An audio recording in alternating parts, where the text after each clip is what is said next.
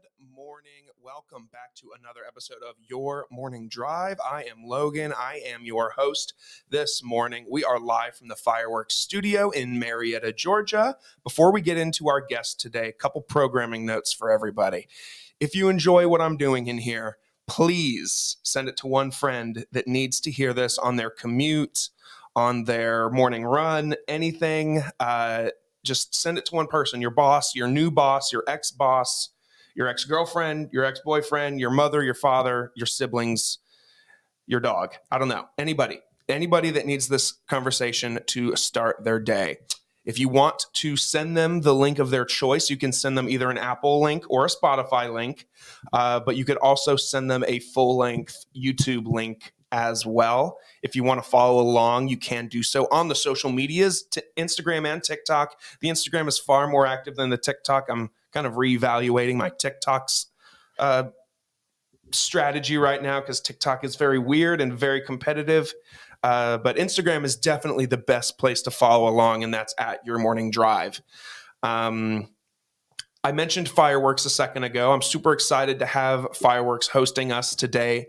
They are a creative co-working space focused on supporting the local community, and they uplift entrepreneurs and creatives. If you want to try it, if you work from home and you're sick of working from home, you're sick of staring at your office that you've worked in, all of COVID, maybe before and still after, you can use this place for free for a day if you tell them that I sent you. If you use code DRIVE when you book online, or if you come and tour the space with the staff and you tell them that you came from Your Morning Drive or from Logan Lewis or whatever in between, they will give you a free day pass to try the place out. You literally have nothing to lose. If you live, Metro Atlanta area, it's right kind of in the heart of Marietta, not too far from the square. Kennestone's down the street. I mean, it's in a decent spot for a lot of folks. So whether you're in Kennesaw, Ackworth, Marietta, maybe even Woodstock, it's not that far from any of y'all. So give it a shot. Code DRIVE to give it a free day pass. Also, shout out to the newest sponsor and the partner of the show, which is Good Days Canned Cocktails that I have sitting right here. Shout out to Jesse Listell, my previous episode's guest, that said you should probably have them on the corner of the desk when you're sitting there. Great idea, Jesse. So here we are. Good Days are a classic cocktail brand. They're made in convenient, ready-to-drink format. We got a vodka cranberry flavor here. We've got the vodka lime flavor here. And then this one I always get wrong. It's the whiskey and lemon juice. So this one is for the real adults here. But my favorite are definitely these two. They're all amazing, but these two are my go-to just because I'm a sweeter kind of drinker guy. I like the sweet flavors, but they're all amazing. Everybody I've shown Good Days to has given me great testimonials that I've sent back to the company. I just was with some buddies on Friday night, and they said, hey, bring some of those Good Days that you're always posting on your social medias, and I brought them, and sure enough, they said that they are worth the hype. So get on the Good Days train and find out where you can purchase them. If you go to their website, drinkgooddays.com/find us, and you can see where they are sold local to you. They're the go-to pool drink, concert, graduation, summer day. You just mowed the lawn. It's a very nice sit. Maybe you're playing video games with your friends. Maybe you're watching a movie with your spouse. It's just a go-to drink, and the flavors are amazing, so they fit any occasion. And then lastly, I just partnered up with another great organization, a guest of this podcast. You might have remembered him from a few episodes ago. His name is Nick Smith. He is one of the co-founders of StageDive. You and I, we listen very likely on either Amazon, Apple Music, Spotify, YouTube Music, maybe even. And the thing is on those platforms, the artist gets paid per stream, maybe a tenth of a penny. It's a super, super low amount. So you just know that those folks like Drake or Taylor Swift that have millions and millions and millions of dollars, that just shows how many streams they get. But what if I told you that you could support indie artists and up-and-coming artists on a platform where your subscription goes directly back into the artist pockets? That's StageDive. Your subscription benefits the creators that you love. StageDive does not play ads amongst their creators' content. Instead, they provide a subscription-based model where listeners can discover new music, commentary, podcasts, comedy for a fixed monthly fee. When creators attract a listener's attention, they earn a portion of that listener's subscription. Regular StageDive subscriptions are just $3.99 a month, $3.99 a month. But with code YMD25, you'll get 25% off your first month subscription. That means you can support your favorite artists and some up-and-coming artists that will never get the profits from Spotify or Apple for less than half of the cost of a Starbucks coffee. I mean, sounds like a no-brainer. $3.99 a month, but with code YMD25, 25% off that. So for the first month, you basically get it for like $1.50, $2. It's insane. Your Morning Drive is available on StageDive to listen to. So check us out on there. And again, your subscription goes straight to the creators into their pockets so that they can make some money fairly. So again, shout out StageDive, YMD25 for that subscription. My guest today loves traveling, reading, and searching out new adventures to try new things. She's a wife to her husband, Jim, and a mother to two boys, Colin and Roman. She's a former teacher turned education tech sales leader. She has been on a decade-long weight loss journey, which included multiple surgeries, medicines, and lifestyle changes, resulting in losing over 230 pounds. Please welcome my friend, Felicia Zorn. Hi, thank you so much for having me, Logan. You're so great at like this whole lead up and talking about your sponsors, and I'm 100% stealing those cans at the end of this. So just letting you know that you'll need new props. That's okay. That's okay. I always bring, the other night I was thinking about, what if I just kept 3 cans that I, drank from and just have the empty can? And then I thought, no, I'm going to keep them just in case someone wants to steal them. And you can absolutely steal them. They're warm, but just throw them in the fridge when you get home. Oh, yeah, 100%. Yeah, and they're amazing. Get some ice and pour it over that. I mean, this isn't part of the ad. This is just genuine talk. This one I've discovered is best poured on ice. But these two, I can just drink straight from the can. Again, I'm kind of a sweeter kind of drinker. So these two really tickle my fancy.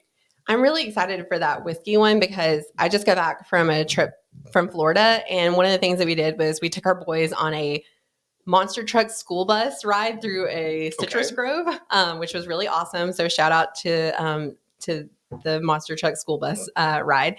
And one of the things that you can purchase at the Grove is their orange blossom honey, because the bees that are there, of course, they get a lot of citrus. And so whenever they make their honey, it has this really nice orange, kind of flavor to it. And so one of the suggestions that he had is mix that honey with your part water and turn it into your simple syrup for your old fashioned. So they have like that orange zest flavor to them. So I'm thinking, okay, I'm going to make my simple syrup with that orange and pour that whiskey over the top of that. Yes, absolutely. Drink it like that. Yeah. And maybe then, with some tea in it or something. Oh, absolutely. And then this guy just basically tastes like a vodka cranberry. And if you like that, then this is your go. And then I always just say that this is like their quintessential good days and better nights. This just tastes like a house margarita to me. Okay. So, it's amazing. And I freaking love them. Yeah. And also, you were talking about people to send your podcast to. Yeah. Everybody remember, send it to Chris Pratt. Yeah, that's it. He is going to be here. He is going to talk to you. I keep, this morning I thought, like, what if I just stopped messaging Chris Pratt?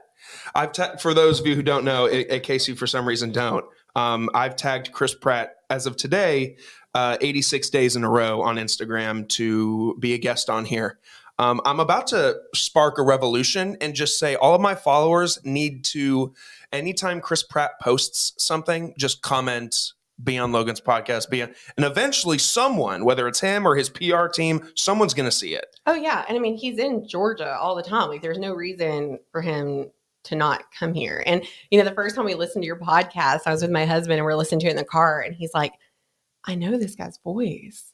And he's like, oh, it's Chris Pratt. And it was just so funny. Oh, that's funny. Yeah, because Jim was just like, he 100% sounds like Chris Pratt. So if they were talking together, he doesn't think that people would be able to distinguish who's speaking. And, I've even gone on the record and been like, listen, Chris, if you're in Pinewood Studios, if you're in downtown Atlanta filming, I'll come to you, dude. Like, I will make it as easy of a process for you as possible. I won't bring, anything more than a couple mics and my little board here, and we'll crush this thing. I'd love to bring Chris Pratt to fireworks, but if Chris Pratt says we can do it, but we got to do it for my trailer, okay, sounds great. There aren't a lot of people that I think you would just show up to their trailer. Yeah, probably not. But Chris Pratt, okay. Chris is going to find the office building that's attached to the movie studios, and we're going to sit in a conference room. I love this. But yeah, I'm game. Actually, today, as of the day that we're recording this, so yesterday, the person who put me in touch with his publicist just texted me and he said, "Any luck?" And I was like, "None yet." I sent, a couple emails to him and nothing. And he was like, "All right, try this one now." And it's his direct manager. Oh, man. He's like, "I've been searching and searching and searching, and I found this one.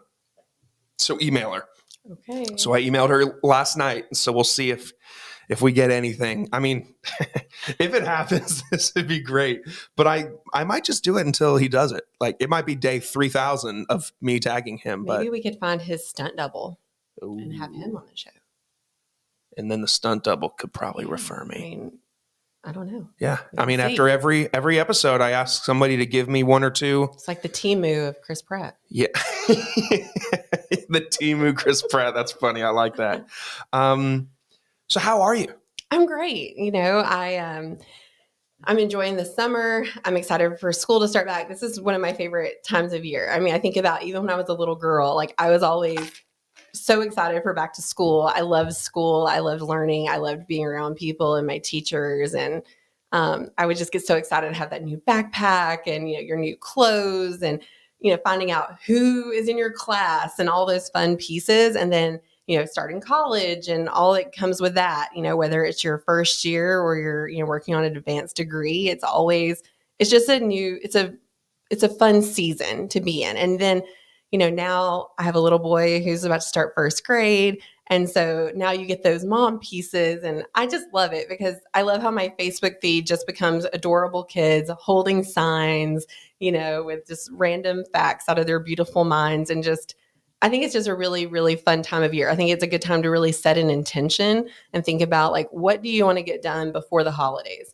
What do you want to make sure, you're squeezing out of the year? And so that's what I love about this time of year. Also a really fun and I agree with all of that. Something that I was always obsessed with as a kid during back to school season is I loved school supply shopping. Mm-hmm. God, just like going and picking out the pencil case, or maybe maybe it's a different color than it was last year, or maybe it's the same one. Maybe you've got the same supplies from the year before. But goodness, I just loved picking out like the pencils and the little mini pencil sharpeners I just loved that I loved going with my list and checking off the boxes. Oh yeah. And like it was that evolution between like wanting the Trapper Keeper that like had the Velcro and then the Trapper Keeper that zipped all the way around that you could put everything in, to then when I was in high school, I would get the binders that had the clear front. Yes. And then you would make your own little collage like with your favorite band. And like, so for me, it was like, here's a picture of Jack Black. And then here's like Amy Lee from Evanescence. And then like, here's pictures of me and my friends. And like, just really like fun amalgamation of me, and then it's in a binder, and then I'm like walking around school, like opening my locker and like, oh, it's time for this binder. And I don't know, I miss all those things, but like, would I ever want to go back? Hell no. But like, you really don't appreciate it because your brain just isn't developed enough to appreciate it, and you also haven't developed like nostalgia. And so it is, whenever you think back on those things, like for me, thinking back on school is just such a really positive, happy time. And so for all you kids in school out there, like appreciate your education, appreciate your teachers, and appreciate, the amount of work that they're putting into making you learn.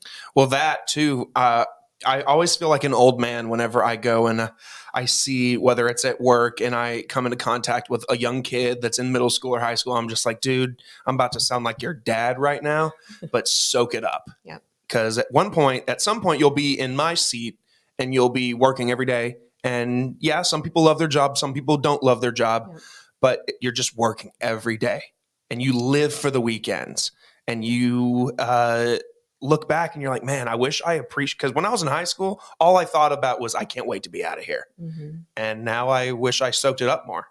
So soak it up.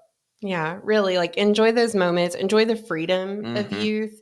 I mean, regardless on what your family is like as you get older, whether you choose to have kids or not, or whatever your circumstances are, like, that freedom changes, because regardless of what lifestyle you choose, for yourself, your friends are going to choose different paths. And, you might have great intentions of staying friends, and you'll find time later in life to make that time, but you have to be really intentional. And, you don't have to be intentional when you're a teenager. It's endless time. And so, yeah, I just, I don't want to get too deep, into this, but like, it's a really beautiful time of life. And so, yeah, favorite time of year.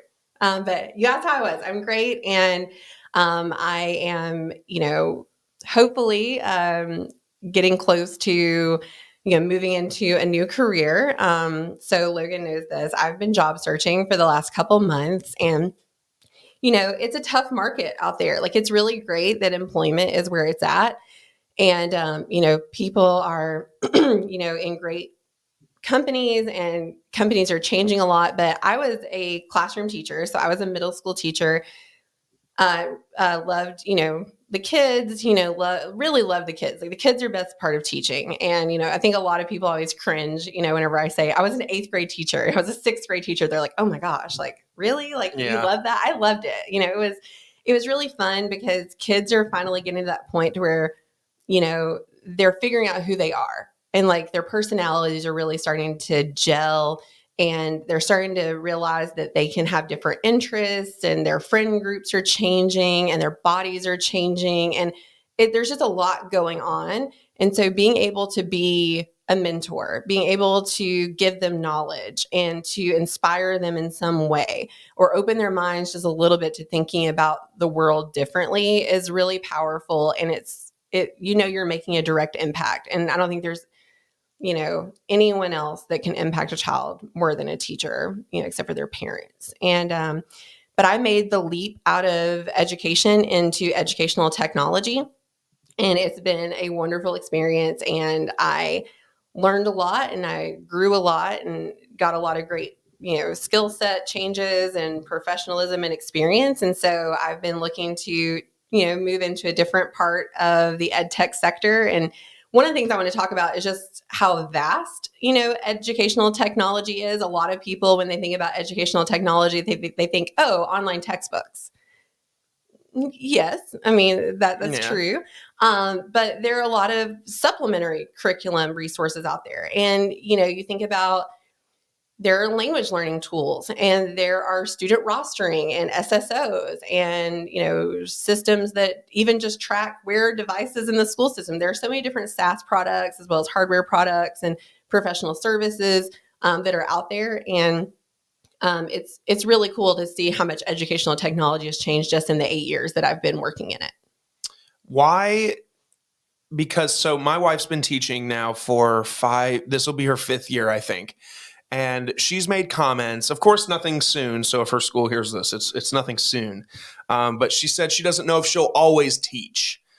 Were you at that point had you, when you were early in your career, thought, oh, I don't know if I'll be teaching kids I don't think I'll retire from the classroom? Or did that kind of evolve as you grew into your teaching career more, and you're like, okay, like years down the road, you thought, I might not teach forever? How did that go for you? I never thought I would be a teacher. Like, that's the fun part of it all. So my mom was a teacher. She retired from teaching during COVID. And so I grew up with a mom, that I saw her, grading papers, and I, sometimes would help her grade papers. Multiple choice tests is pretty easy to grade, for a teenager to help with. I would go with her to schools, because she never worked in the county that I attended school. So we had different calendars. So she might bring me to school a random day. And, of course, every single year I was helping her get her classroom together. I was helping her pack up her classroom. So I saw all of that, and I saw the stress, that she had from it. But my mom and I are very different personalities, to say the least. But when I got to college, I really at first thought I was going to major in Spanish. I love Spanish. And when I was in high school, I took every single Spanish class that my high school offered, including one where I was the only student in it. And I sat in the back of the Spanish 2 honors class and I self-taught myself the AP Spanish grammar. Really? And I took the AP Spanish grammar test and got college credit for it just from me teaching myself. And Wow. there were things like Duolingo. So Duolingo is amazing. They're not a sponsor, but they should be. But it's a really great program and really fun. But that didn't exist, back in 2004. So thought I would get to college and major in Spanish. And then I had this dream of, okay, I'm going to move to Costa Rica and live on the beach and teach English to Spanish-speaking students. Wow. Yeah. And that's what I really wanted to do. I knew someone who worked for the Department of Defense and they were translating and then teaching English in other countries. And so I thought I was going to do that. And then I got to college and, just started taking lots of different classes and just learning things. And I loved it. And I had, I met, lifelong friends and stuff like that. And I just remember just enjoying that time. And then I remember getting a letter from the college saying, hey, you do realize that Hope Scholarship is not like a forever thing. Like you need to pick a major. Like I didn't realize that I was going to run out of hope. Wow. Because I was just taking classes like Appalachian history, sure, film, why not? Philosophy, okay. And I'm just taking these classes and I don't really have a major at this point. And so at that point, I was married. I was living an hour away from the college and commuting. And so I was like, okay, I've got to pick something. So I went and met with an advisor and they were like, okay, you're closest to getting an education degree. You just really need to go in and take the education courses. And I was like, okay, I guess I need to do that because I don't need any more student loans. And, I could be a teacher and I think that would be really fun. So I went, and joined the early childhood education pathway and became a teacher. And I taught in 3 very different school environments, school systems. I taught in my first year, I taught in a school that was considered inner city. It was, majority, Black and Hispanic students. And then in a lot of Black generational poverty. I then moved on and taught in the school system that I actually grew up in. And it was really amazing. And it was a lot of white generational poverty. And then I moved and I finished my teaching experience in the number 3 school in the entire state of Georgia. And it was just a very different environment, where, kids lived in houses where they had an elevator and they were single child, that kind of thing. And so what I found was that, all 3 of these students and these kids were so different. And the lives that they were born into were completely different, but they all had one thing in common. And it was that they just wanted attention. They wanted to be heard. They wanted to be loved. They wanted someone to listen to them. They wanted someone to understand, that it's hard to be a kid. It doesn't matter where you live and what kind of privilege or not, underprivilege you may have, they're meant to be heard and not just seen. Mm-hmm. And so I loved it. And, but I got into year 5 and I knew that if I did year 6, that I would go on to year 10. And so I had already decided at the end of year 5, I'm going to take a gap year and I'm just going to figure out if this is really what I want to do. And if I want to do it for the rest of my life. And then doors just started to open and I transitioned out of the classroom. And really the oddest year of all of it was the year that I was at my last company and I had been out of the classroom longer than I was in it. Mm-hmm. And that was really hard for me to digest because I felt like I was still so connected with schools and school systems and teachers and students. But then to have that disconnect of I didn't teach through COVID. I didn't have to deal with that gap and that learning loss and those fundamental things that were, missing. Mm-hmm. And so shout out to the teachers that are in the classroom today. You have a hard job.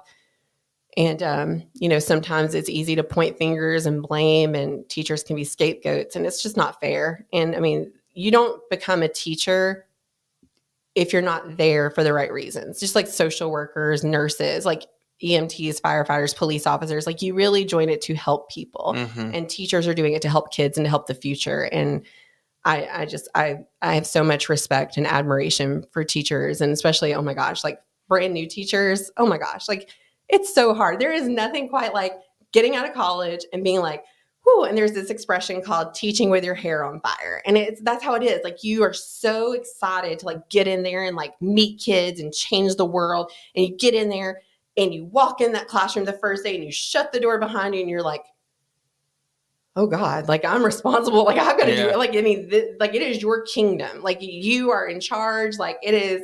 And it's surreal because you never know what the day is going to bring. You never, like, you could have the most perfect lesson plan and be like, this is going to, like these kids are going to learn. And then it just falls flat. And you're just like looking out the room and you're like, this is not working. And then you have to pivot. And that was really the fun part, is every single day you had to be flexible. The internet might go out and then, you're not able to use the resources you were going to use, or they call a fire drill in the middle of what you're doing. And you're just like, well, now I just lost all their attention, and now it's gone. Or you're battling their phones, and social media and all the different things. And so, I've helped over 25 teachers transition out of the classroom. And so a lot of people have found me on LinkedIn, and they read, about, my transition from the classroom into, kind of corporate America. Mm-hmm. And, they'll reach out and say, hey, what suggestion, what advice do you have? And so I would, Zoom with them and meet with them and just kind of hear about, okay, all of the things that you're doing in your classroom are transferable skills. You just have to know how to market yourself. And so I spent a lot of time teaching teachers how teachers are wonderful at sales. I'm great at sales because I can learn a product and I can teach you the benefits of using it. And so whenever you're able to use those teaching skills to really explain to prospects like why they should buy something, they're going to buy it because you're able to meet them at their level, just like you met your students at their level. And so I've encouraged a lot of teachers, like, don't be afraid of commission. Don't be afraid of variable. Like, just do it, trust your gut. And no, you might not be able to just walk into something and all of a sudden like double your salary. Like, you've got to put the work in. But like, if you believe in yourself, you can do anything. Do you think being in the classroom definitely is not leverage per se, but do you think it definitely helped you land these ed tech roles versus if you had just gone into college to study to be in that industry? Or do you think definitely being in the classroom was just like, hey, I've been there, I've done the work, so I can be in this field because I know what it's like? Yeah, I mean, there's immediate rapport. Like, whenever you're able to sit down with someone and explain like you were on the front lines with them, like you've done the work, there's definitely like a connection. Just like you feel like, you see the blue and like officers support other officers. I feel like it's the same with teachers. Yeah. Like, everyone is an educator. And so whenever you sit down and you talk about, what you taught or how you taught or the kind of kids that you taught, and you always have those really happy success stories, and then everyone has their tragedies. And, that's something that, I think a lot of people don't understand about teaching is like, there's always that student or those students who just touch your heart and they live with you and they live in you. And, I'll never forget what it was like when I found out that one of my students had passed away. And unfortunately, he was the victim of a really violent act. And it's hard. It's a hard thing to process because you love, that child for an entire year. They're in your room and there are days that are challenging. And with this, this particular student, like, he was not, always an easy student. He definitely had his challenges, but a lot of it was out of his control. Mm-hmm. And so, it's a hard thing. And so I think it's something that does, just unite teachers. And so for me, I would say it's absolutely a lot easier to transition into ed tech when you have that educational experience, but it's totally good and easy to move into other industries as well. You can go into pretty much any sort of sales. It's easy to move into training roles, corporate trainers, in any industry. You just go in, you kind of learn what they're doing, and then you moving into HR, to help standardize, processes and playbooks and employee handbooks and trainings and certifications. Like, that's another really easy industry for teachers to move into. I've definitely talked to Catherine about that because she's under the impression that I don't think she'll be in the classroom forever. I think she'll be in education in some respect forever, but I think I definitely can see her putting X amount of years in and then just saying, okay, I'm ready for something different. Mm-hmm. But she's so good at teaching, though. That's the problem. And well, maybe not the problem, but that's the thing is she's so good at it. And like, I have a lot of teachers in my family, aunts and uncles, cousins that do it, but I've never heard somebody talk about it like she does. Like she talks about it like I talk about this. Yeah. Like she was born to teach. So I think she knows that.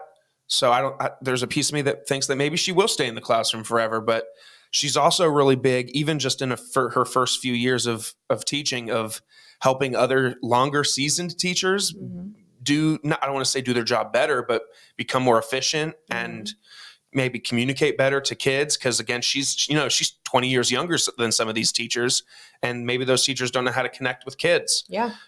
And she does. So, I mean, I don't know. It's weird to think about her not being a teacher because she's just so good at it. And that's all I've known her to do. But I can see her dipping her toe in something else.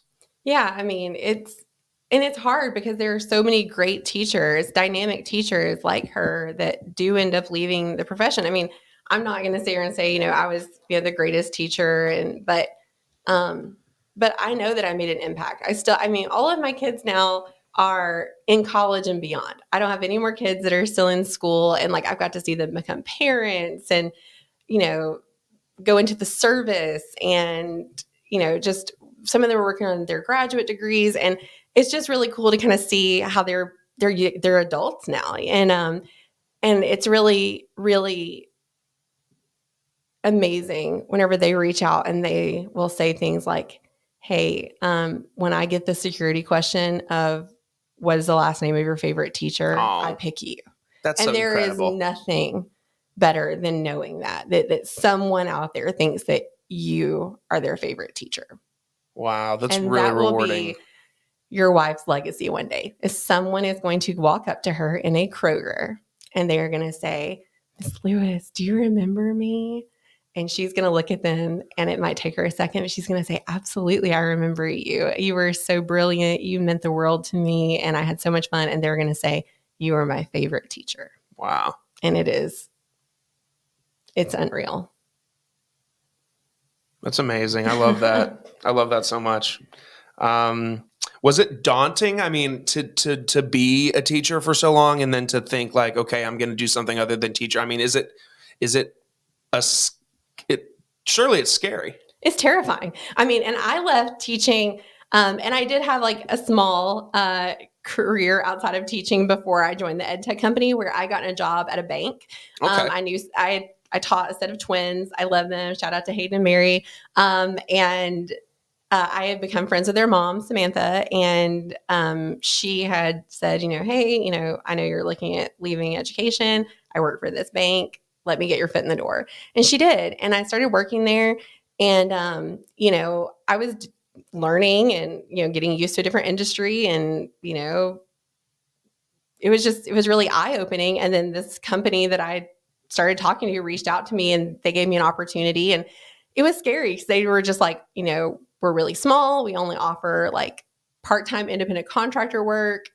It was like not that less than $20 an hour, for so many hours a week, no benefits. Mm-hmm. And they were like, but we really want you to join. And I just remember at the time I was about to get married. I was like a month away from my wedding. And I just looked at my fiance and I said, look, I really believe that if I join this company and get my foot in the door, I can make a difference, and I can turn this into something that could be, completely life-changing for us.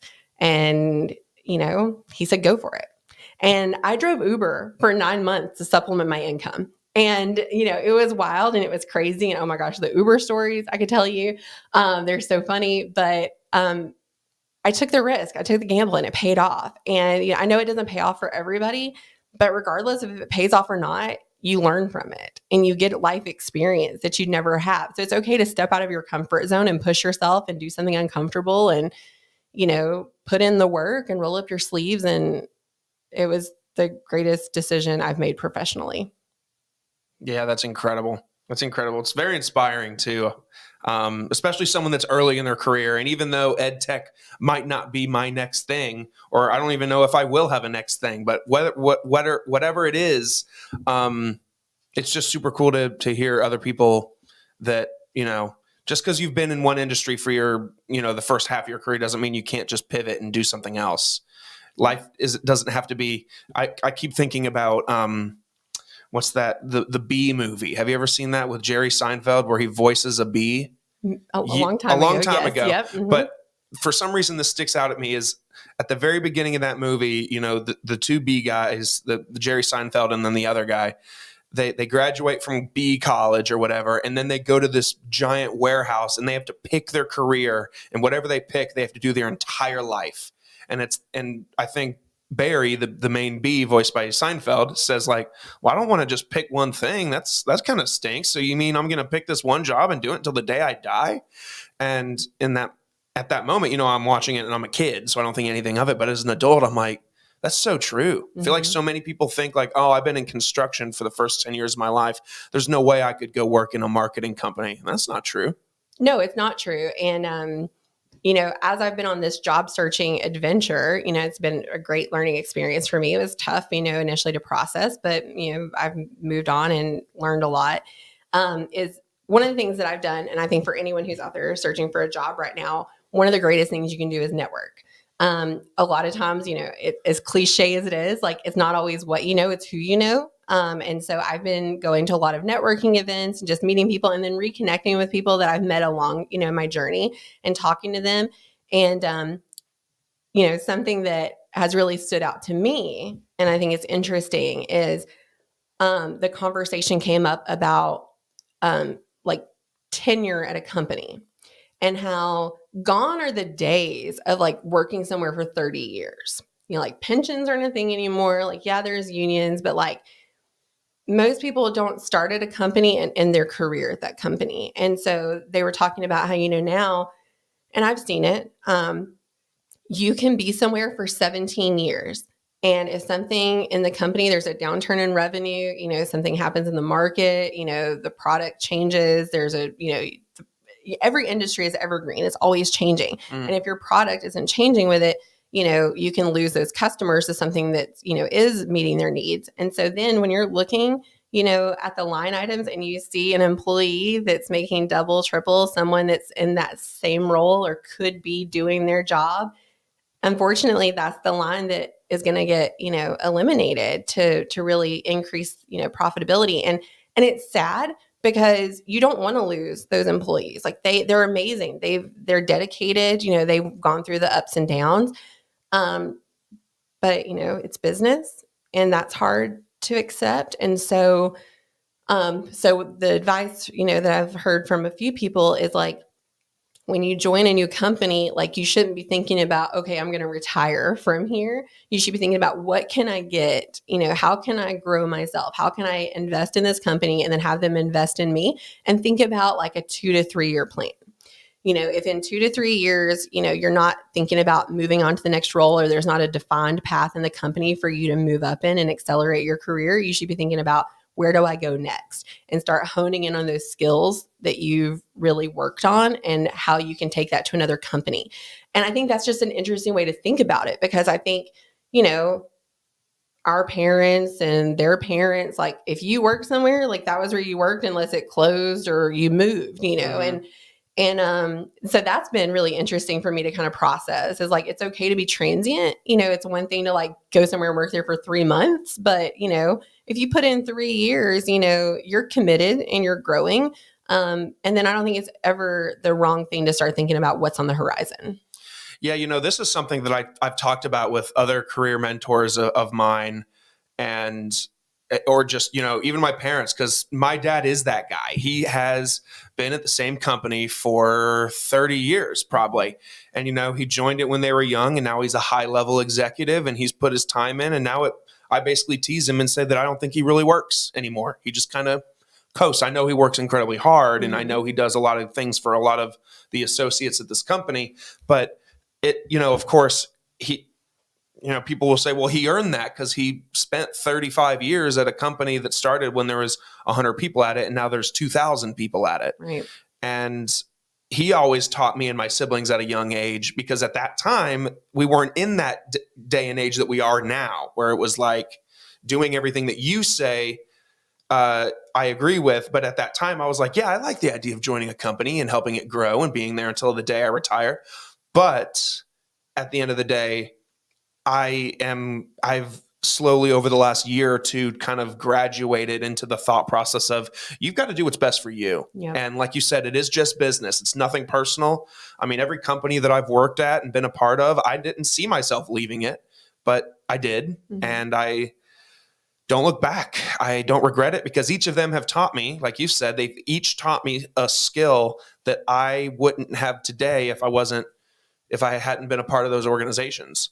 So I don't regret anything, but at the same time, I'd love to be able to say, I put in 30 years at that company, and, maybe my last job, I'll put 20 years at the company, but until you get to that, that last company, I like what you said, that 2 to 3 year plan. That's nice. That's sticking with me. I like that. Yeah. It was really like, I've noodled on it a lot, as the last few months have gone by. And I even think about teachers and how, my mom worked at the same school for over 15 years. And I love that if I go to a Gordon Central football game, I'm going to see some of the teachers and coaches that I had when I was there 20 years ago. And I just had my 20th high school reunion, and there are still teachers in that building that were my teachers. And I love that, because you build that community.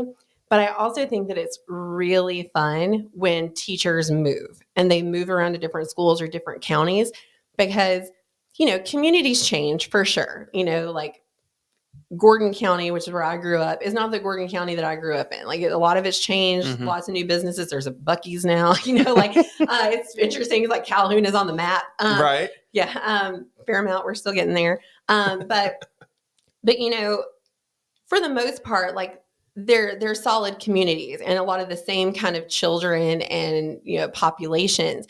And so what's really fun is when a teacher moves from like one environment that they're used to teaching in, and they go teach somewhere else, and they have a whole new kind of student, and they have a whole new kind of families and communities, and just kind of seeing that. And that's what I loved about the 3 different school systems that I worked in, was I taught completely different populations, and I loved it. I mean, it was so much fun, like just kind of getting to hear and learn about how different, their life was from mine. And even just that generational piece, like, your wife is still young. So like she connects with her students probably easier, than other students. Like it's a lot easier, to connect with a Gen Z student when you're a millennial, Right. or even a Gen Zer yourself versus, a boomer or, a Gen Xer, like you have completely different like eyes and lenses on what's going on in the world and like how to look at things. And, your attention span is completely different from a kid that's gotten used to just, click, click, click, scroll, scroll, scroll, scroll. And, those kind of devices didn't exist when you were that age. And so, I always said like, I'm a cusp millennial, because I was born in 86. And so for me, like I grew up with the Oregon Trail. So like we have computers, we're playing the games and we're dying of dysentery, like we're doing all the things. We had our Razor, flip phones, but like it was totally different. I mean, we didn't, my 3-year-old, sits there on his touchscreen tablet and can just, he knows how to download things, and he knows how to turn on his videos and it's crazy. And I'm just like, how, I remember my nephew, who's about to be 10, whenever we would hand him our cell phones whenever, he was little. He was like 2 years old, and he knew that he had to hold it on the sides and not touch the screen. And just like seeing his, little toddler hands, like knowing how to hold a phone was, and also, whenever you say, hey, Logan, ring, ring, I'm calling you. What does your hand do? Like this. You do this. Kids now do this. Isn't that crazy? Or they do this. And I'm like, wow, isn't that wild? That's wild. Like we do this, but kids now are like, what is this? Yeah. They don't understand. Like you call a 5-year-old and they do this. Wow. Or that. Isn't that crazy? That is insane. When we were getting married, we had a couple of parties at my parents' house, and my mom and dad in their basement, they have this on the wall, phone. I don't even know what to call it. Just, a phone that you could just slam, if you were angrily getting off the phone. And one of Catherine's cousin's kids was running around, and he was like, what the heck is that thing? And I was like, that's a phone. He was like, that's not a phone. He was like, how do you put that in your pocket? And I was like, you don't. It stays right there. And if you want to call somebody, you got to sit right there. And he was like astounded. Oh yeah. I mean, I mean, how crazy is it that when we were, teenagers or, middle schoolers, if we wanted to call and like talk to the boy or girl that we had a crush on, like we had to call their house phone and like their parents might pick up the phone, their sibling, and you're like, hey, can I talk to Dustin? And they're like, hold on. And then like you hear everybody yelling. And now it's like these kids are just texting each other. There's no more that awkward, like, I think that's so crazy. And then one of my friends, she was a kindergarten teacher for a long time. And one of her favorite things to do with kindergartners was she would go down to the media center and she would check out the cart with like the old box TV on it, like we used to have in school. And she would bring it to her classroom and she would put it in front of her kids. And like, imagine little 5-year-olds all just like looking up at this like, big what is this thing? TV. And then she would put in a VHS and have it start playing. And then she would press rewind. And all of them are like, it's breaking. Because like there are all the lines on the screen. They're like, and, what's happening to like, it? For them, they're like, okay, buffering makes sense. But like for them to see like it getting like it was mind blowing for like a 5-year-old to see crazy. A VHS be crying rewind, That's crazy. Isn't that weird? It is weird. Like I remember like seeing like major world events happening in the classroom on the freaking TV up in the top left corner of the room. And I'd be like, I'm pretty sure this is morbid, but I'm pretty sure that's where I saw 9/11 happen, was watching it on, maybe that was morbid for however old I was, but I'm pretty sure it was one of those things where someone was just like, turn on the TV. And I'm pretty sure I got to go home from school early that day. Yes. But, yeah, I mean, it's just insane. It's just insane. Cause now, teachers have, they have the smart boards and they have all the, all of the things. And we have those, I don't even know what to call them, but you have the projector thing up top and then you have the slides, floppy, the transparency. the overhead projector, the vis-a-vis. Like, and how much fun was it whenever the teacher would get the spray bottle and spray it and all and then like you wipe it. Oh my gosh. And like, I loved, again, I was such a teacher's pet. Like I loved, staying after school and helping my teachers when they had the overhead projectors that were the roll kind where you could just like roll it, and I would sit there and I would erase it all for them, like get it all pretty. It was like cleaning the chalkboard, but for me it was erasing the markers. Wow. But yeah, not to like talk about 9/11 too much, but you're right. I mean, I vividly remember I was in band class and we had the little TV in the corner, Channel 1 News, and I remember somebody opening up the door to the band room and saying, turn on the TV. And my band director, like, he's in the middle, like, and he was very serious looking man. And he just stops and he kind of looks and he kind of, okay. And like turns it on. And then we started watching it. And then when class dismissed from there, I went to my math class and then all that we did was watch it. And like, we were watching, the second tower got hit. It was crazy. I mean, it's very surreal. Like, how old were you at this point? So I was in 10th grade, wow. So it was very real. And, so you were I don't want to say an adult, but you understood it. I mean, as much as a 15-year-old can understand it. Like, I mean, you can't really understand the gravity of it. But then I remember we did watch at school the memorial that they did where they read every single name and how long. I mean, it was crazy. I mean, and just to think about all the things that, some of my ages kind of lived through. And I love how Fall Out Boy just redid, We Didn't Start the Fire, from Billy Joel. And I, because I grew up, like, I love Billy Joel. And I obviously can't sing the songs. It's just so many things, so many words, I guess, that I haven't memorized. But to know now when I listen to the Fall Out Boy version, I think, wow, like, I know every single one of these events. And then it kind of made me have that reflection of, wow, when my mom heard We Didn't Start the Fire from Billy Joel, I wonder if she had all those same feelings of like, wow, I can't believe, I know so much about these events or these people the same way that now the new version resonates with me and what I've experienced in my lifetime. It's so funny to think about, or not funny, but like how many of because, when you're a kid and you're in history class and you're learning about all of the things like, the attack on Pearl Harbor, 9/11, you're hearing about all these huge, Kennedy gets assassinated, all these big history level events, and you're just learning about it as if history never repeats itself. But then you live through something that happened a few weeks ago and you're like, oh my God, this is one of those historic moments that's going to be in a textbook in 15 years that someone's going to learn on, July, whatever, 2024, an attempted assassination attempt on, a former president happened. And it's like I was going through the daily motions that day. And at one point I stopped and I was like, this is one of those moments like that.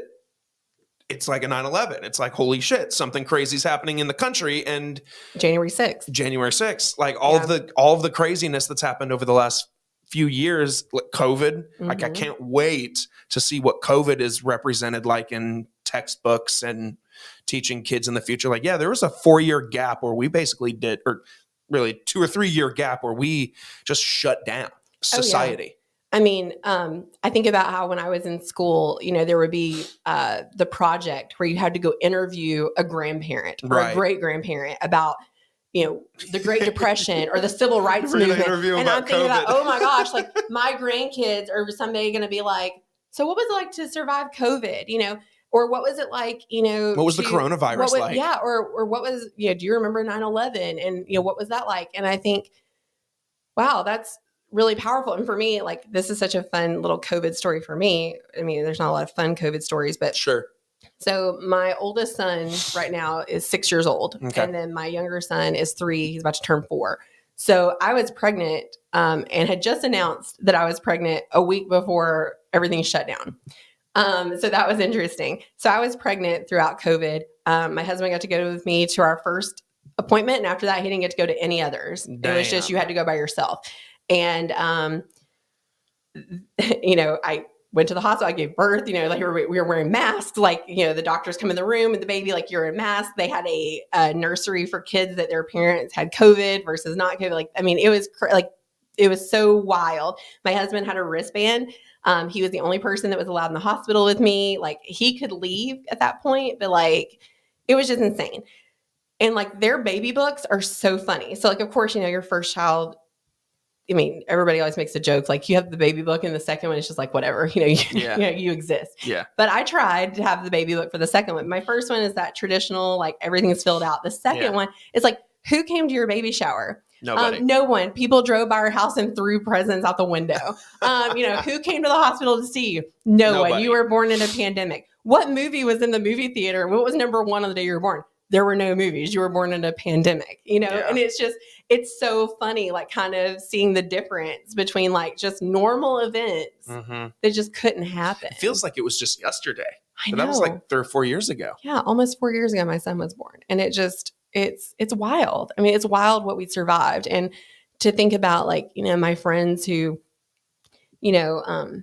lost parents and grandparents. And, fortunately I didn't. I lost, everyone knows someone who lost someone they really loved. And it was a very scary, thing that we lived through. And, I'm glad that we made it through it and things are stable. But, yeah, our grandkids are going to ask us a lot of questions. They are. It's crazy to think Catherine's first year teaching was COVID year. Oh my gosh, I can't imagine. So I mean, she didn't get to be in an actual classroom until after COVID, and even then, it was like 2 days on, 2 days off, and then they were they were teaching Monday, Tuesday. They were off Wednesday. They taught Thursday and Friday, and then it got to the point where they were like, "All right, we're going back 5 days a week," and I was like, "Whoa!" Like. Yeah. And every single one of these students, every single age group, they are all going to be studied their entire lives to show the impact of what COVID did. Because like my nephew, he was in kindergarten when it happened. And like, you can't teach reading and writing and basic foundational math online the same way that you can in the classroom with the impact. And like, and it shows. And once kids have reached like their brain is starting to develop, it is almost impossible to like get them to get that foundational knowledge. And that's why it's so important, for that core early learning. And at that stage, that's what, when you're in K1, 2 in school, it is teaching that foundation, because once you get to like 3rd grade, that's where you start to like expand on it. And like, if you don't have that foundation, you crumble. And that's why, so many indicators about literacy by 3rd grade and basic math by 3rd grade is so important, because again, when you start to turn 8, 9 years old and your brain is starting to get to that next level of development, you just can't erase and you can't go back. And so, yeah, I don't know. It's going to be interesting to see how all of it shapes and changes the way we look at education, you know, kind of moving forward. Yeah, absolutely. Absolutely. I know. This is fun. Isn't it? I know. It's so fun how it's just natural. I told you. I know. It's just, I made the mistake of asking him when I first got here, like, what's the agenda? Like, what order of things do you want to go in? He's like, we're just going to talk. And like, it's just naturally. And we've talked about 9/11 and January 6th and cocktails and education and ed tech and all of the things. All the things. But we haven't even talked about your journey outside of your career.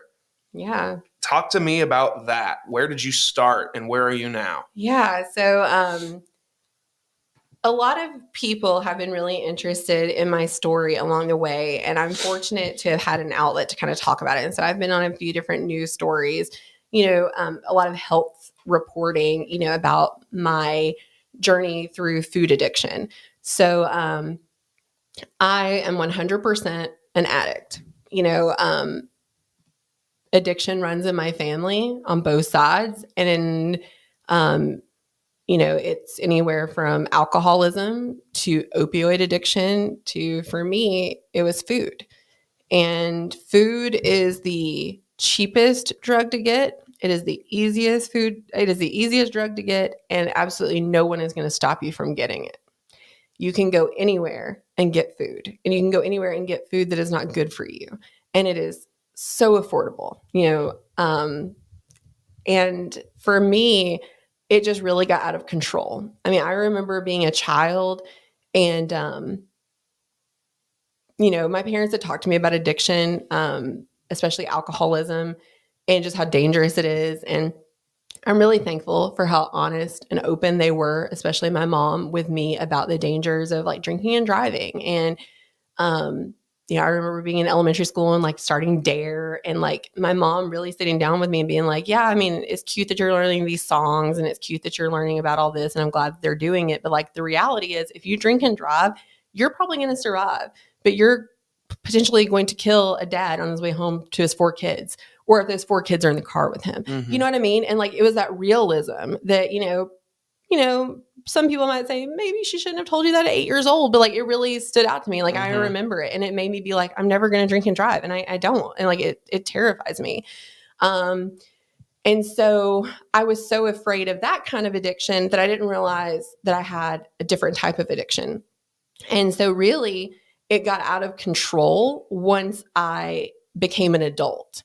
And I was, because it was more accessible than ever. It was more accessible. Like, I was, you know, making my own income, and I was living independently, and like, I wasn't dependent on my parents buying the groceries in the house. And, you know, I could go buy a box of oatmeal cream pies, and I could eat every single one of them in one night, and no one was going to stop me. And no one was going to say, hey, maybe not a good idea. I want to try an apple instead. Like, there wasn't that. And it was binge, and it was, you know, just this insatiable desire to just eat. And I have that. It's hard. I mean, it's hard, and people don't talk about it. And everyone, and I think for me also, growing up in the time that I did, you know, there was a lot of fat shaming. I mean, a lot of it. And, you know, if you were more than a size 2 or a size 4, I mean, you were fat. Yeah. And the word fat, I mean, just saying it out loud, like, it's still, to me, as much like therapy as I've gone through and stuff, like, it's an ugly word to me. And it shouldn't be. Like, fat should not be a word that people cringe, you know, some people, and I know this is a podcast, people are listening to it, but a lot of people like hate the word moist. Doesn't bother me. It bothers other people, but the word that hurts me the most is fat. And to hear someone say it, and to know that it's used as a negative connotation so often. Yeah. When it doesn't have to be. No one hears the word thin and automatically is like, oh, you're skinny shaming. But you hear the word fat, and it triggers a response in people. You know what's weird is fat also, the word itself is an ugly fact. Yeah, the way you say it. The way you say it. It's like dropping the F-bomb. And they always say the F-bomb is the worst curse word of all because it has that impact when you say it. But fat, I've never thought about that until now. Yeah, and I mean, people, you know, when you're in the South, And, everyone's sweet and polite. No one, when I was a kid, was going to say, Polite. "Oh, Felicia, you're so fat." They're going to say, "Oh, you're chubby, or you're big boned." Oh, she's just got a little extra meat on her. He's husky, Mm. and that's what our little husky, sizes. But, it's hard, and it's hard to hear a word that just, again, it triggers such an emotional response in people. And so, as I was going through, the journey, my weight just started getting out of control. And I didn't own a full length mirror, to kind of see things. And I started to get to a point to where like I would go in to get weighed at like a doctor's office, and like the scale didn't register my weight. If it stopped at 350 or some of them stopped at 400, like it would error. And so the highest recorded weight that I ever saw like pop up on a scale is 421 pounds. And yeah. And so 421. 421. That was my highest recorded weight. I'm sure that, it was higher than that at some point, but like the only one that I remember seeing I vividly remember seeing it on a scale at the health department in Catoosa County was 421 pounds. And that was when I was like, oh my God, like I've got to do something. And that was the point where, I didn't have great health care at the time. And I was using a lot of social resources, which are wonderful. And I'm glad they exist. And I just remember sitting down with one of the doctors at one of the, pay scale kind of clinics. And he said to me, if you keep living your life the way that you're living it, you will not live to see 40. Wow. And he was like, you're pre-diabetic. He's like, the only reason that you are alive is because you are young and your body is naturally healthy because it's still regenerating cells. As you age, that's all going to slow down. It's all going to catch up to you. And all of this fat in your body is going to turn into cholesterol. And all of your organs are surrounded in visceral fat. And your body is not going to be able to sustain it.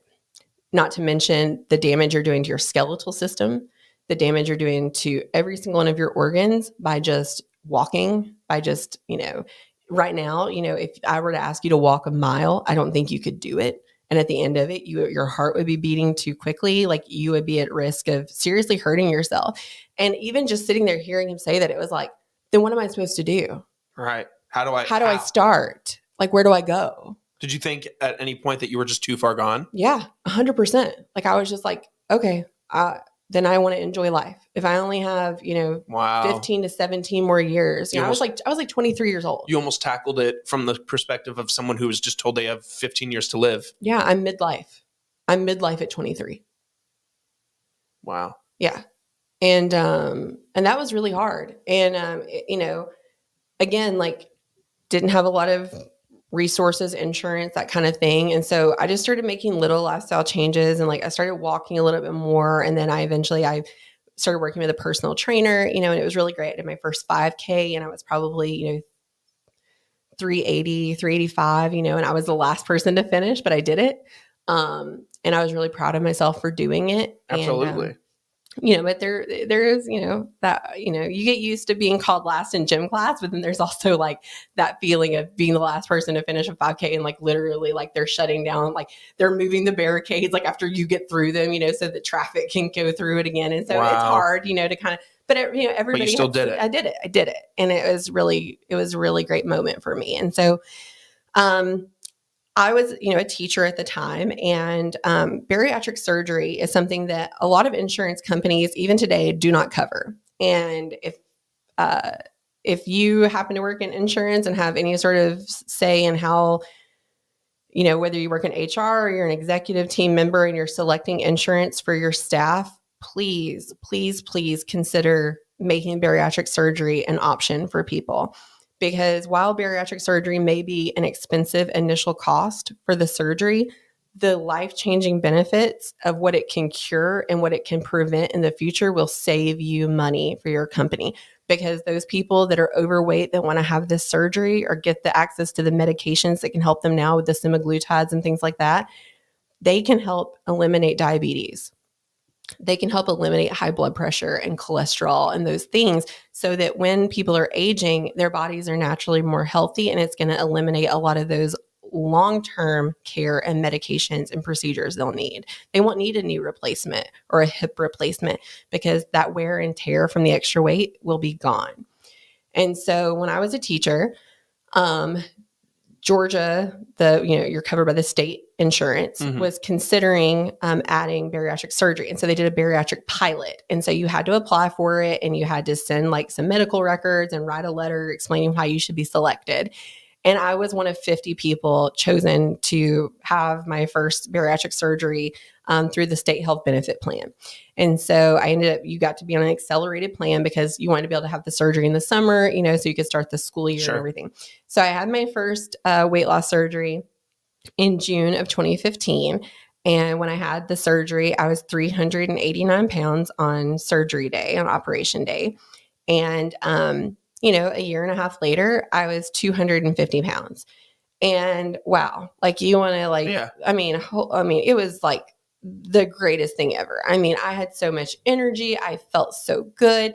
And I was like determined to be the model patient, because part of being in that pilot program was they wanted to like track your stats over the next 2 years. Like you had to agree to like go to the doctor so often and turn in your information so that they could see like 2 years out how well you were doing and if it was really worth the money.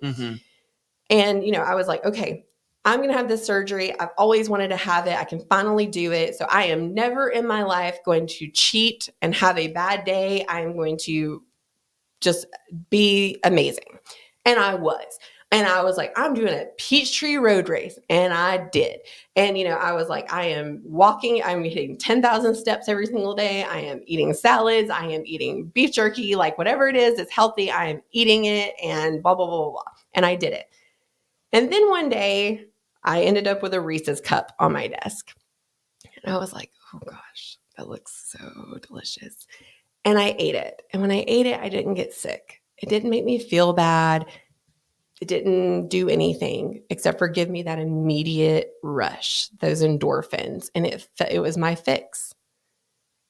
And I just fell back into the addiction. Really? Because then like the next day it was like, well, I'll have another Reese's cup. Like a Reese's cup isn't bad. Like it's not going to, kill me. Again, it's just like, that whole, sure kid, try this. Like you're not going to get addicted, and it became like, okay, I'm going to eat 2 Reese's cups. And then it was, okay, well, the Reese's cups didn't make me sick. How about a zebra cake? And it was like, oh, I didn't get sick. And you fell back in? And I fell back in, and I fell in hard. No. Yeah, because then it was like I could eat a whole bag of Reese's cups, and it didn't make me. You relapsed. I relapsed. 100% I relapsed. And so did you shoot back up? Yeah, I did. And in between all of that, I was very fortunate to be able to have 2 successful pregnancies and deliver 2 very healthy baby boys that, I do believe in my heart that at the weight that I was at before, I would have struggled more with my fertility, but women naturally we store extra estrogen in our fat cells. And so women that go through bariatric surgery have a surge of hormones. And so you can see this even now with some of the studies coming out with like the Wegovy's and the Manjaros and stuff like that of the world. You're seeing a surge of pregnancies with these patients because, again, they're losing weight. They're secreting more estrogen. They're becoming naturally more fertile, and it's leading to babies. And so there's like Wegovy babies. And so it's an interesting trend that you're seeing. So I was fortunately able to have, 2 really successful pregnancies, healthy baby boys. And after I had my second son, I was sitting at north of 340 pounds again. And that is also a devastating thing whenever you process it and go, wow, who all have I disappointed? I wanted this so badly. I did it. And now I have ruined it. I ruined it. And you feel like a failure and you internalize it. And it all just goes back into this cycle of addiction and then blame and guilt and shame. And it's awful. I mean, it's mentally taxing. And so, my husband went to the doctor. I'm not going to talk about his story too much, but he had gone to the doctor, and his doctor had told him something similar. Like, if you don't lose weight, you're not going to see your sons graduate. And that was kind of his wake up call of, okay, I've got to lose weight. So he and I kind of joined forces and started going on this journey together. And that's been really powerful because we hold each other accountable and we're partners through this. So I ended up reaching out to my surgeon who did my first surgery. And I said, hey, I'm thinking about getting a revision. So my first surgery, I had sleeve, and you can convert a sleeve to bypass. And he had wanted me to have bypass from the beginning. And I remember sitting down with my surgeon and talking to him about my different options. And he said, I think gastric bypass is the best surgery for you. And I was like, I think I'm going to do sleeve. Sleeve is really popular. It's not as invasive. You have more of a stomach. You know, you don't have a lot of the dumping syndrome, which is where you can either vomit or, you know, get really bad stomach cramps, then followed by diarrhea and stuff like that. And I was like, I don't want to do any of that. I can just do sleeve. Well, the nice thing about bypass is it holds you accountable, because whenever you ingest the kind of sugar and things that I'll put into my body, I would get that immediate, like my heart starts racing, I start sweating, get cold sweats, like I don't feel good, and then I would get sick. And so when I had my second surgery, I went into it with the mindset of okay, it's okay to eat something that isn't the best thing for your body, but it's making that decision every single time you open your mouth to eat something. And I've learned through therapy and, you know, food addiction counseling and support groups that, like, the whole, you know, diet starts on Monday is such a bad mentality to have, because it's always like prolonging like your decision to eat something healthy. And it's like every single time you sit down to eat something, you can make that decision. And so that's been really powerful for me to know that, like, it's okay, you know, if I have a drink from Starbucks. It's okay if I go to a kid's birthday party and have half of a cupcake. Like, it's all about moderation, not deprivation. Wow. Yeah. And freaking incredible. It's so inspiring too, honestly. You should be on all of the news channels screaming this from the rooftop, because I mean, you're absolutely not 420 pounds anymore. No, Do you ever just, sorry to cut you off. Yeah. Do you ever just see pictures of yourself at that time and you're just like, Jesus Christ, how did I even? You know, when I look at pictures of myself at that weight, I love her. She made me who I am. She made me confident to walk into a room and know that I may be the biggest person here, but I'm not going to let my weight stop me from success. I'm not going to let my weight prohibit me. I might not be able to ride that roller coaster, but I'm going to find something else fun to do. And learning to adapt in a world that isn't always comfortable for you and doesn't want to accommodate to you. And she's me, and I love her. And body dysmorphia is very real. And so there are moments where, like, I look in the mirror and I fixate on the things that I don't love about my body. And it'll make me think, I don't really look that different from how I looked 15 years ago, but I do. And when I show people pictures of myself, you know, their general reaction is like, they can't believe it. Like, and then they look at it and then they see it. I mean, I'm there. Like, I'm there. It's me. And so I don't look back at her with any sort of disgust or embarrassment. Like, I love her. I love her. Like, she was confident and fun. And, you know, I actually wrote, I didn't think I was going to share something like this, but I had skin removal surgery back in December. Okay. Which was a really powerful thing to go through. And I wrote this the night before that surgery. And it says, tomorrow is about rebirth, not loss or death. It's a huge step in the path forward. Don't be scared of the pain. Don't grieve for this skin. Live for the kids. Live for the next big moment. Live for the love of your life. Breathe. And then after I wrote that, which was kind of like my affirmation, I wrote this poem. And I wrote, I used to be exceptional, remarkable, visible. Now, just generic, run-of-the-mill, fleeting. Once, I took up space. Today, stepped on and easily pushed aside. I'm the same girl. How did she get attention and own it? Be confident when the whole world told her not to be. She was confident, certain, a rule breaker within reason. She'd hide her skin, she'd conceal the roles, but never afraid of sleeveless. Skin, flesh, flesh, flesh. It used to be concealed because no one wants to see morbid obese abdomen skin. Now concealed because no one wants to see the battle scars, the proof I'm not naturally this way. Surgically modified. Version 3. Version 2, a successful launch, but quickly a malfunction. User error, old habits, processed food, sedentary, back to the drawing board. Reconfigured, rebooted, restarted, virus-free. I'm her, she's me. It's sad they'll never meet. And that's what I wrote the night before my skin removal surgery, because I was truly grieving like the loss of this skin that I was carrying around. And, you know, I'll show you the picture. I don't want to show everybody, but like my surgeon removed almost 15 pounds of just skin that was sitting on my stomach and just laid it out on a table. And to see that visceral reaction. And you saw it. Yeah. And like I have pictures of it. And like it's just sitting there. And to see it laying there is like see my belly button laying on a table. And I've grieved it. Like I like that was a part of me that was taken away. Like literally pieces of me that are gone. And I love it and I love the results and I feel great and I look great. And for the first time in my life, I'm 38 years old, freshly 38. I feel healthy. And it feels so fucking good to feel healthy. And there's in the weight loss community, there is a thing called Wonderland.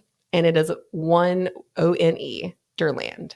And it's when you step on a scale and you see a 1 in front of your weight. And that happened to me this year. And I had not seen a 1 in front of my weight since middle school.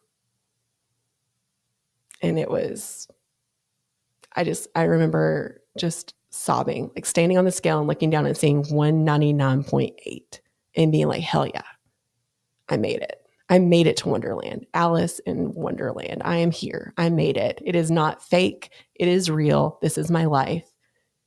And I'm so proud of me. That's amazing. Thank you. Thank you. Wow. Jesus. It's incredible. Yeah. Thank you. You should I don't even have words. I really don't. It's amazing. Thanks. It's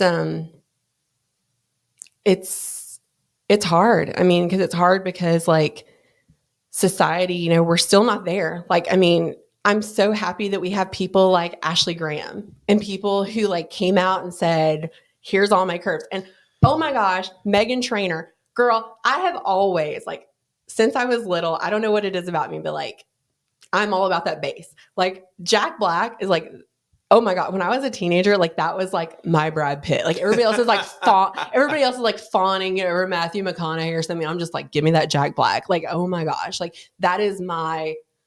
And so when Meghan Trainor came out with All About That Bass, I'm like, yes, like I am all about that bass, no trouble. Like that is me. And so I feel like as a society, like we're getting there.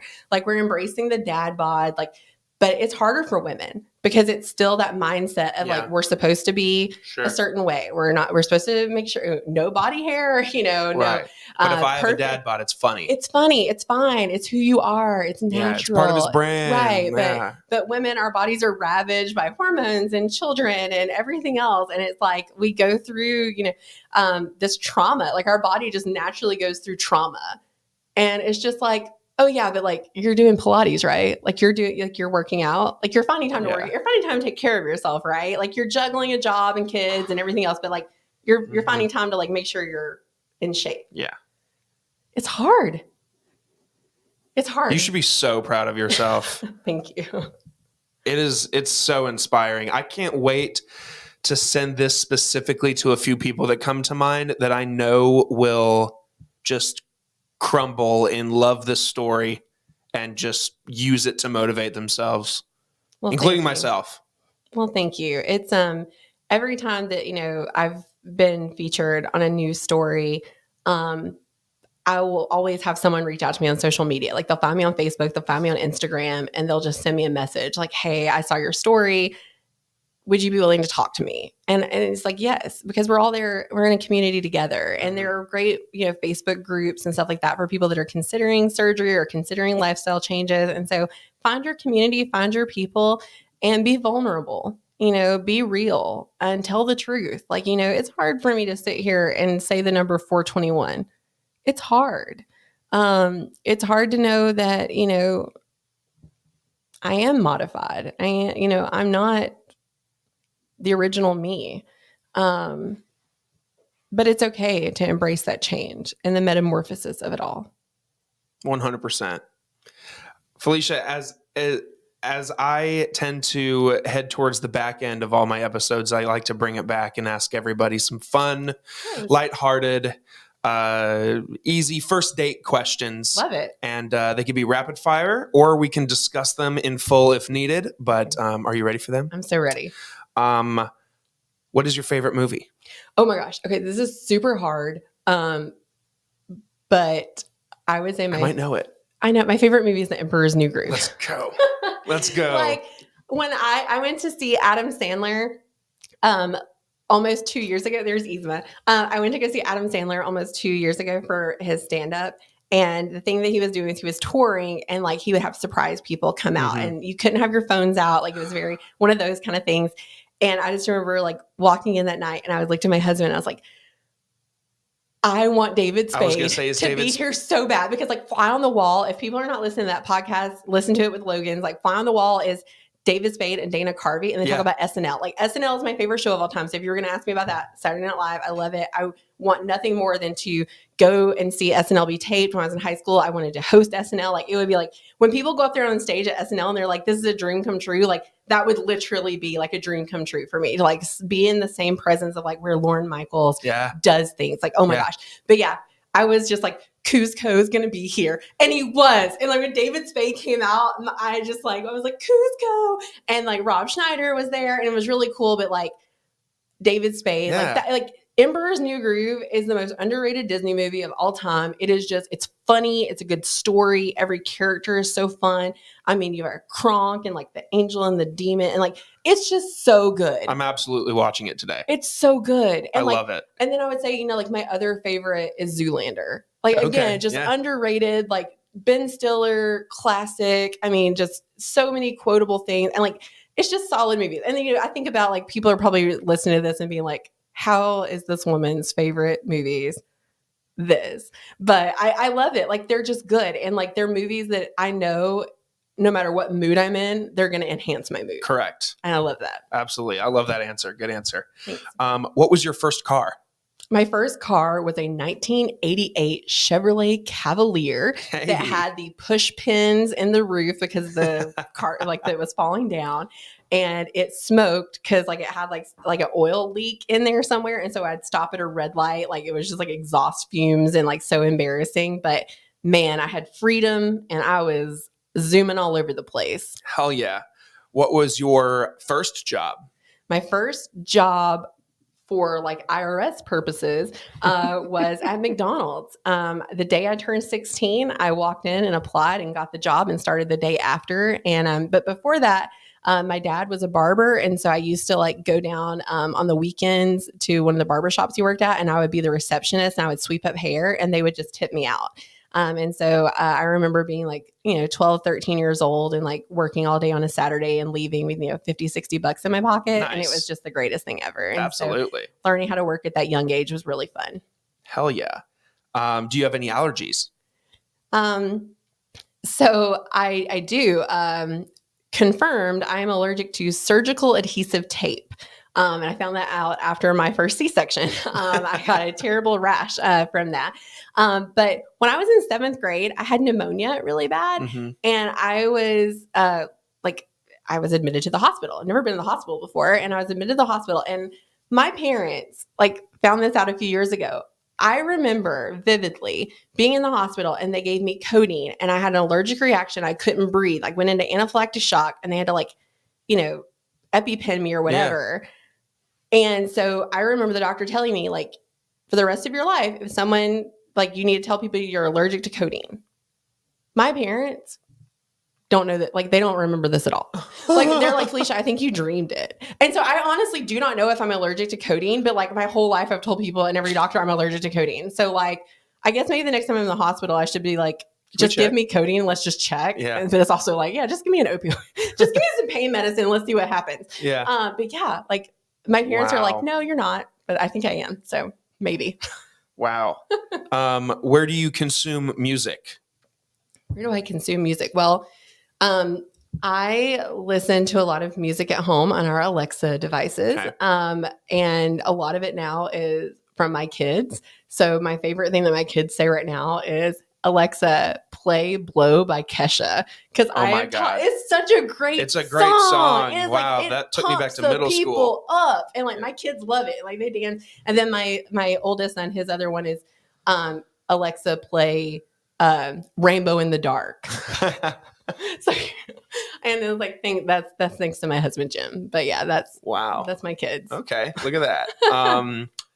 Okay, so this next one, you get to organize a music festival, a 3-day music festival. Who are your headliners? Okay, number one is System of a Down. Okay, they are the only one of my favorite bands that I've not got to see live in person, and like Serge and Darren, like their voices combined, like oh my gosh, like they are amazing musical giants, and I want to see them so badly. I love their music. It takes me straight back to like angsty high school Felicia just wanted to yell, and like they were yelling and they were in, tuned together, and I just love it. So System of a Down, 100% number one.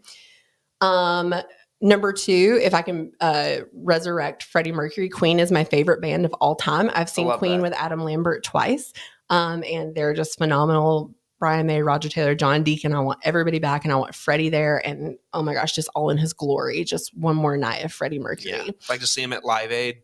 I mean, it's just like just raw, sheer talent. Like no one can ever. Adam is fantastic, but he's not Freddie Mercury. And he doesn't try to be Freddie. And that's what I appreciate. Adam Lambert comes out and he is Adam Lambert, and he is a talented, amazing singer and performer. And I love how he's made it his own, and he never tries to be Freddie. And that's what's really cool about it. Yeah. So System of a Down, Queen, and then I am probably going to say that I would have, I've got to have some girl power in there. I would say Jewel. Okay. I'm seeing Jewel and Melissa Etheridge in September, and I'm really excited because I've never got to see Jewel in person. But I remember being, listening to Jewel for the first time whenever she came out with like "You Were Meant for Me" and like that first album, "Pieces of You," that she had. And the album, I know every single song. It's beautiful, and I just remember it, like she kind of spoke to me in that time in my life to be like, Felicia, you're gifted at writing. You're gifted at speaking. Write your poetry, write your stories. And even if no one appreciates it, you appreciate it, and it's your outlet. And so I think, it'd be really fun to have like that crazy, like screaming kind of craziness of System of a Down, followed by just the sheer raw talent of Freddie Mercury, and then the calm, collective, reflective Jewel. I love that. That's a great lineup. What does a self-care day look like for you? Okay. So like if this is the best thing in the world that I could ever do. Yep. Just perfect world scenario. No responsibilities. So my favorite place in the entire world that I've gone to so far is Sedona, Arizona. Beautiful place. Oh my gosh. I've been several times. It's beautiful. And I'm not like a crunchy, like, chakra kind of like that's not me. Like I'm not. Like I do yoga, I do those things, but when you go to Sedona, you can feel the energy. Like it's like, I know it's a vortex and all of that, but it's wild to like really feel it in the air and like be like, okay, yeah, you can please read my palms. Like you get into that vibe. So when I was there the last time, I did a desert mud wrap, like spa experience. And that was amazing. Like I was just coated in like Arizona mud, and like, it was just really like, I know it sounds so bougie, but like, that was really cool. So I would start off my day with one of those. And then I would do a hot air balloon ride through Sedona again, like through the canyons. And like, it's amazing. That was amazing. It was so much fun. And then I would go see my massage therapist because she specializes in trauma-informed body work. And so like she can help channel. I would do a Reiki session with my Reiki specialist, and when I'm around Sarah, like our energy just molds together, and it's really, really cool. And then I would go get my nails done. And then I would go to the movies with my kids and like laugh as they spill popcorn all over the place, but like watch them laugh and watch them learn to appreciate film and go into the movies and how much fun that can be no matter how old you are. And then go home and sit on the back deck with my husband and just vibe and chill and then go to bed and get a full night's rest, which doesn't happen a lot for those of us with young kids. Yeah, I'm That's sure. my day. That's a great day. Yeah. What does success look like to you? I am my grandparents' wildest dream. My family on both sides come from abject poverty, from the Appalachian Hills to being sharecroppers. And I live in a home now that when I wake up still, and I've lived there for over 5 years, there are still days, at least one day a week, when I wake up and I walk in my home and I walk through my bathroom, wherever I am, and I go, I can't believe I get to live here. And so success for me is being able to provide my children with opportunities that I didn't have as a child. My parents worked so hard to give me everything that they did, and I'm so appreciative. And I want to make sure that I am raising boys that are respectful, that want to make a difference in the community, that see their mom as someone who volunteers and gives her time and gives her energy and efforts and not just donates to things, but really cares and loves. And watching my sons grow up and become well-rounded citizens is how I will define my success. I love that. What is a hill that you're willing to die on? What is a take that you have, or a controversial take that you have, or, like you hate ranch, or Emperor's New Groove is the greatest movie of all time. What is a hill that you're willing to die on? Oh my gosh, that's such a good question. Or what's a take? Maybe I'll reword it. This is only the second time I've asked this question. So I work these questions. I kind of just see how people respond. And if people have the same general answer for a lot of them, I'll just discard it because it's not different enough. So I thought, like, what's a controversial statement that you've got that everyone's always like, what? When you say it, you know what I mean? Yeah. Like, I'll always take a hamburger over a steak. Always. What? Always. No competition. It freaks people out when I say that. I mean, something that people are just always amazed at is like, I hate bananas. Like, I hate bananas. I hate them. There like you go. The smell. Come on.